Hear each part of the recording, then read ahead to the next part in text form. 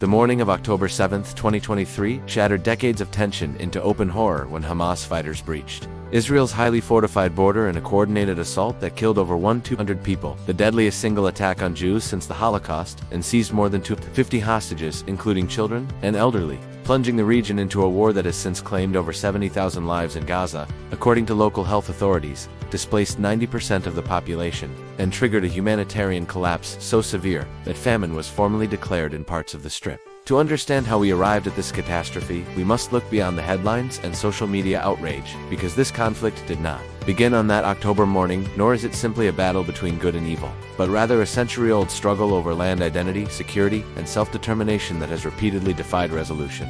Despite countless peace efforts leaving ordinary people on both sides trapped in cycles of trauma, grief, and fear that continue to fuel the violence today. Vibrant Israeli cityscapes against the rubble-strewn streets of Gaza, immediately establishing the human stakes. The narrator's voice cuts through the silence. October 7, 2023, the deadliest day in Israeli history. Over 1,200 killed before noon. 2 years later, Gaza reports 70,000 dead. How did we get here? And what is the truth behind the headlines? This opening doesn't choose sides but presents the staggering scale of suffering that demands attention, hooking viewers with the tension between these parallel tragedies and promising to unpack the complexity beneath the news cycle. The conflict's roots stretch back over a century, long before Israel's 1948 founding or Hamas's 1987 emergence. British colonial rule, the Holocaust's aftermath, and competing nationalist movements for Jewish and Palestinian self-determination created an irreconcilable land dispute. The 1948 war displaced 700,000 Palestinians, an event they call the Nakba, or catastrophe, while Israel fought for survival against invading Arab armies. Subsequent wars in 1967 and 1973 reshaped borders and occupations, embedding grievances that would fuel generations of resistance, militancy, and failed peace attempts, including the Oslo Accords of the 1990s, which raised hopes only to collapse into renewed violence. October 7, 2023, marked a catastrophic intelligence and security failure for Israel, as Hamas fighters used drones to disable border sensors, bulldozers to breach the 20-foot wall, and motorcycles to swarm military bases and civilian communities. They massacred 1,200 people, including 364 at a music festival, and seized 251 hostages, ranging from infants to Holocaust survivors. The attacks' brutality shocked Israelis to their core, shattering the illusion of security and triggering a response that would transform Gaza. For Palestinians, some viewed it as breaking free from a 16-year blockade. For the world, it became a dividing line between horror and justification. Israel's immediate response was total, a complete siege cutting off food, fuel, water, and electricity to Gaza's 2.3 million residents, accompanied by a declaration of war and the goal of eliminating Hamas. Within weeks, a ground invasion began, systematically moving from north to south through urban centers, refugee camps, and alleged tunnel networks.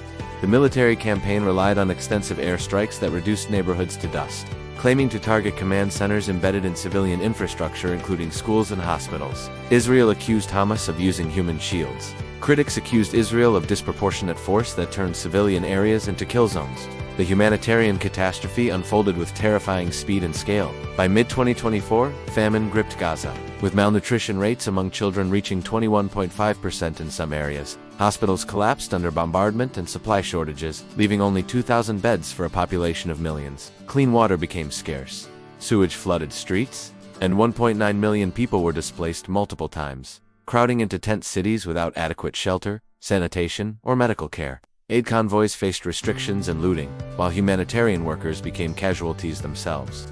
The Red Cross described conditions as unbearable, yet the world watched as a modern society was systematically dismantled. Ceasefires proved fragile and fleeting. A January 2025 truce collapsed within weeks, followed by an October 2025 agreement that halted full-scale fighting but allowed continued violations and limited aid.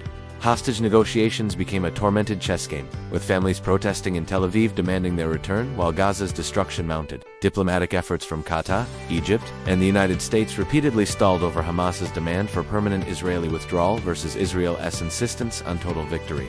Each failed pause cost more lives, eroded trust, and deepened the conviction on both sides that only force could secure safety. The war rapidly metastasized beyond Gaza's borders.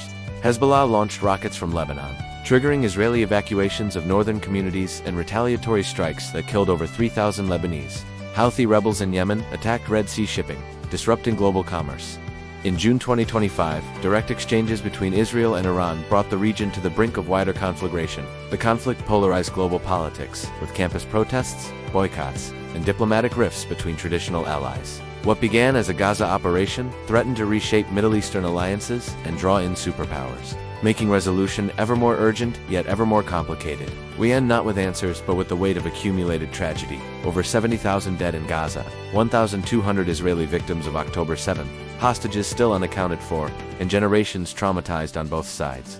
The truth is that military solutions have repeatedly failed, peace processes have collapsed, and extremists on all sides profit from continued division. Ordinary Israelis and Palestinians, parents, children, farmers, teachers bear the cost of political failures and historical hatreds. The only path forward demands acknowledging each other's pain, breaking cycles of revenge, and building structures of security and dignity that have eluded this land for a century.